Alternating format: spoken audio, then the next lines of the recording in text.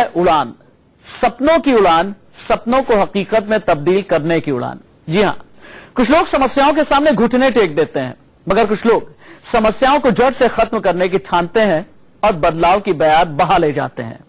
ऐसी ही कामयाब लोगों की कोशिश को हम आपके सामने आज रखने जा रहे हैं। हम आपको बताने वाले हैं कि कुछ कर गुजरने का जुनून हो तो हर मुश्किल आसान हो जाती है। आज आपको दिखाएंगे कि कैसे कुछ बच्चों ने जिद की और उन्होंने अपना अखबार निकालना शुरू किया, कैसे एक महिला बेटी बचाओ की मुहिम में तन मन धन से लगी और कैसे एक पिता हिंदुस्तान के गड्ढों को भर रहा है ताकि हादसे का शिकार कोई बेटा ना हो। ये वो तस्वीरें हैं जो बार बार कह रही हैं कि इनसे सीखो हिंदुस्तान, ये है हौसले की उड़ान।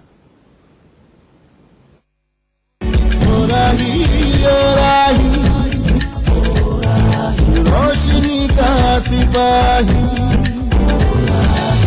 तू जो चलेगा तो राह बनेगी, ख्वाबों से तेरे ये दुनिया सजेगी। ओ राही रोशनी का सिपाही। कभी कभी कुछ काम चौंका देते हैं, हैरान कर देते हैं, खासकर तब और ज्यादा जब उन कामों को उम्र आईना दिखा देती है। इस कमरे में बैठे इन असाधारण बच्चों से आपका परिचय हो, ये अपनी कहानी आपको सुनाएं, उससे पहले सिर्फ एक बात, वो ये कि फुटपाथ पर रहने वाले ये बच्चे लोकतंत्र के चौथे स्तंभ यानी प्रेस से जुड़े हुए हैं। जरा देखिए इस अखबार को, नाम बालकनामा है, लेकिन इस बालकनामा की खबरें और कहानियाँ हर उम्र के लोगों के लिए हैं। ये बच्चे स्कूल नहीं जाते, इन बच्चों ने पढ़ाई नहीं की, लेकिन उसके बावजूद भी अपना अखबार निकालते हैं, अपनी स्टोरीज लिखते हैं, अपनी कहानियाँ लिखते हैं। ये ज्योति है, इसका आज बेशक जगमग है, लेकिन बीता हुआ कल अंधकार में था। पहले मैं नशा करती थी और मैं भीख भी मांगती थी और कबाड़ा भी बिनती थी। तो मुझे वहाँ पर एक मैम मिली और मैम ने मुझे समझाया और मेरे मम्मी पापा को समझाया। देखिए जिंदगी में कैसे बदलाव, संस्था से जुड़ने के बाद ज्योति की तस्वीर बालकनामा में छपी और वो इस अखबार का हिस्सा हो गई। पहली बार बालकनामा में फोटो आई थी मेरी, तो मुझे वहाँ पर बहुत खुश लगा कि किसी अखबार में मेरी फोटो आई है। जो वहाँ के पुलिस वाले थे या जो अदर लोग थे और हमारे पड़ोसी लोग थे, मेरे मम्मी पापा थे, हमने सबको दिखाया कि मेरी बालकनामा में फोटो आई। अब हम आपको मिलवाते हैं सन्नो से, जो इस बालकनामा के एडिटर और रिपोर्टर रह चुके हैं। शन्नो, आप एडिटर भी रह चुकी है इस अखबार की, आप रिपोर्टर भी रह चुकी है, लेकिन आपका जुड़ना कैसे हुआ, क्या एक्सपीरियंस रहा? सबसे पहले मैं बताना चाहूंगी कि पहले मैं जब इस अखबार से नहीं जुड़ी थी तो कहीं ना कहीं हम बच्चे मतलब काम करते हैं कारखानों में या कहीं कोई भी ऐसा काम जिससे हमें रोजगार मिल सके, वैसे ही मैं भी काम किया करती थी। जब मुझे पता चला कि एक एजुकेशन पॉइंट चलाया जाता है चेतना संस्था द्वारा, वहाँ पे मैं गई और देखा कि बहुत सारे स्ट्रीट एंड वर्किंग चिल्ड्रन को एजुकेशन दिया जा रहा है, जो कि बच्चे काम करते हुए भी पढ़ सकते थे। और इस तरह सन्नो बालकनामा का हिस्सा बन गई। अब मिलिए शंभू से, जो इस बालकनामा का रिपोर्टर है। मुझे इस अखबार में जुड़ के बेहद खुशी होती है कि मुझे इस अखबार से जुड़ने के बाद मुझे एक पहचान मिली है। क्योंकि पहले मैं स्टोरी बताना चाहता हूँ कि मैं पहले की हालत कैसा था। पहले मैं एक खीरा की दुकान पर काम करता था, तो वहाँ पे मुझे कोई भी पुलिस वाला आके बोलते गाली भी देता था, मारता भी था।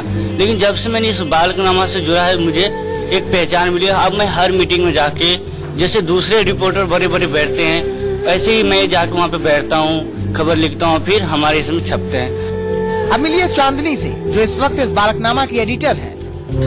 मैंने जब से होश संभाला, मैंने अपने आप को काम करते हुए ही पाया था।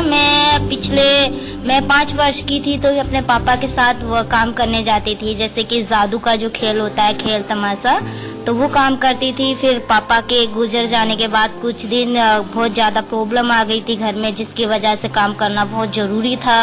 अखबार के जो रिपोर्टर थे वो आए, उन्होंने हमें अखबार के बारे में बताया कि आप लोगों को पता है कि हम बच्चों का एक अखबार भी है जिसका नाम बालकनामा है और उसे हम खुद लिखते हैं। और फिर मैंने सोचा कि मैं भी एक खबर जरूर लिख के दूंगी। फिर उसी तरीके से मैं क्या नाम लेते, मुझे ट्रेनिंग मिली, जैसे कि यहाँ पर सबने ट्रेनिंग का नाम लिया। एक ट्रेनिंग चेतना एनजीओ की तरफ से मिलती है, जो कि हम जैसे बच्चों के लिए बहुत ही अच्छी ट्रेनिंग है। ट्रेनिंग के बाद ट्रेनिंग के बाद जब मैं वापस आई 4 दिन की ट्रेनिंग के बाद, उसके बाद मुझे रिपोर्टर बना दिया गया। देश के प्रधानमंत्री नरेंद्र मोदी का महत्वाकांक्षी प्रोजेक्ट स्टार्टअप इंडिया लॉन्च हो चुका है। कोई बड़ी बात नहीं कि कल को इन्हीं बच्चों में से कोई आपको बड़ा बिजनेस खड़ा करके दिखा दे।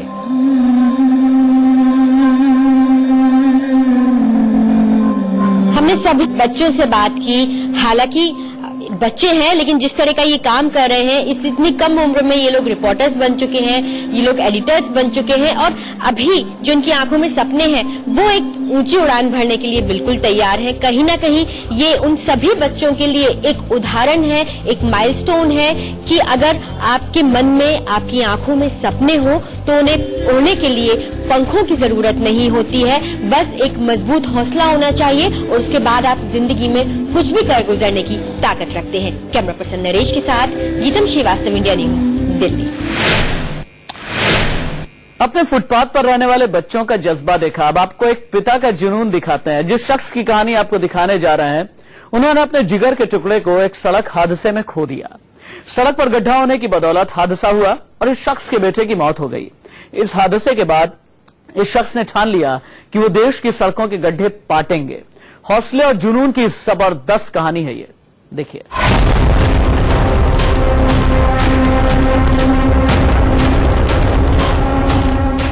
दशरथ मांझी ने बीवी को जख्म देने वाले पहाड़ को 22 साल की कड़ी मेहनत से काट दिया और लोगों को ये पहाड़ और दर्द न दे इसलिए एक बड़ा सा रास्ता बना दिया। दशरथ की कहानी को दुनिया ने देखा, अब जरा मुंबई के दीपक भिल्लोरे की कहानी देखिए।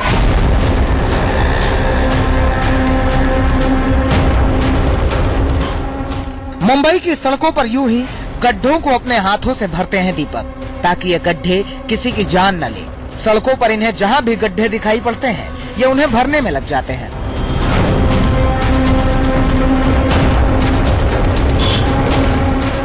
एक पिता की ये मुहिम बीते 1 साल से चल रही है। जख्म इनका भी गहरा है। बीते साल यानी 2015 के जुलाई महीने में इन्हीं गड्ढों ने एक एक्सीडेंट में इस पिता की औलाद छीन ली।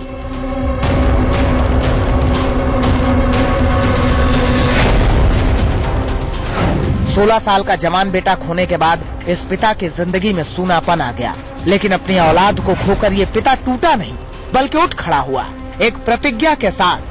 प्रतिज्ञा ये कि जिन गड्ढों ने उसकी औलाद को छीना वो गड्ढे मुंबई की सड़कों पर नहीं होंगे, ताकि कल को किसी दूसरे घर का चिराग न बुझे।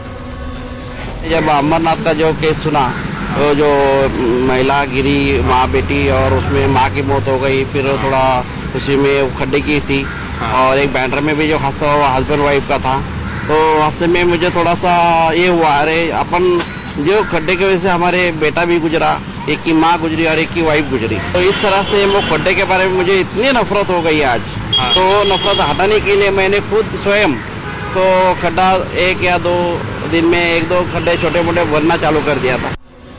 मुंबई के मरोल इलाके में दीपक की सब्जी की दुकान है, लेकिन वो हर रोज दुकान से वक्त निकालकर मुंबई की सड़कों पर निकलते हैं और जहां इन्हें गड्ढा मिलता है वो उसे भरने में जुट जाते हैं। मुंबई के मांझी की व्यवस्था के खिलाफ ये एक लड़ाई है। खास बात यह है कि इस लड़ाई में दीपक को लोगों का जबरदस्त समर्थन और साथ मिल रहा है। अभिषेक के साथ विनय दुबे, मुंबई, इंडिया न्यूज।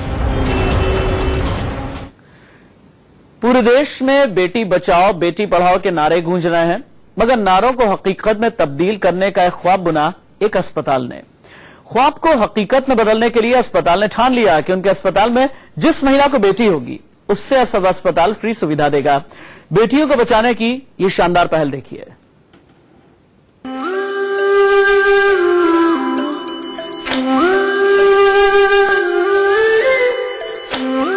बेटी बचाओ बेटी पढ़ाओ, इस मुहिम को लेकर हिंदुस्तान में गजब की जागरूकता बढ़ रही है। उसी जागरूकता की दिशा में मेरठ का दयावती अस्पताल एक मिसाल कायम कर रहा है। हर शुक्रवार को इस अस्पताल में जो भी माँ किसी बेटी को जन्म देती है तो ये दयावती अस्पताल उस बेटी के पैदा होने में आने वाले खर्च को माफ कर देता है, फिर चाहे वो खर्च ऑपरेशन का हो या नॉर्मल डिलीवरी का। जो बच्चा मतलब लड़की होती है डिलीवरी के टाइम पे, तो उसमें जो है चाहे वो नॉर्मल डिलीवरी हो या सीजर हो, हम सब फ्री करते हैं बिल्कुल। बेटी बेटे में कोई फर्क नहीं होना चाहिए, ठीक है। जितनी क्योंकि आजकल जो है बेटियां वैसे ऑलरेडी कम हो रही है, तो वही है कि भाई बेटी बचाओ। कोख में बेटियों के कत्ल की कहानी इस देश में नई नहीं है, लेकिन इसमें कोई शक नहीं कि ये प्रयास बेटियों की गर्भ में भ्रूण हत्या पर जरूर रोक लगाएंगे। वो मेरे यहाँ बेटी हुई है तो हॉस्पिटल में क्या है कि फ्राइडे को अगर बेटी होती है तो उससे कोई चार्ज नहीं लिया जाता। तो ये कहीं ना कहीं अच्छी बात है कि लोगों की मानसिकता में फर्क आएगा कि इस चीज से कि बेटा बेटी में कोई फर्क ना समझा जाए। अस्पताल की इस पहल को चौतरफा तारीफें मिल रही हैं। खास बात यह है कि इस पहल से बेटी को जन्म देने वाली मां और परिवार वालों की सोच में बदलाव देखने को मिल रहा है। उन्हें इस बात का एहसास हो रहा है कि जिस बेटी के पैदा होने पर ऐसे जागरूक अभियान छेड़े जा रहे हों, उस बेटी के इस दुनिया में कदम रखने का स्वागत होना चाहिए। Bureau report, India news.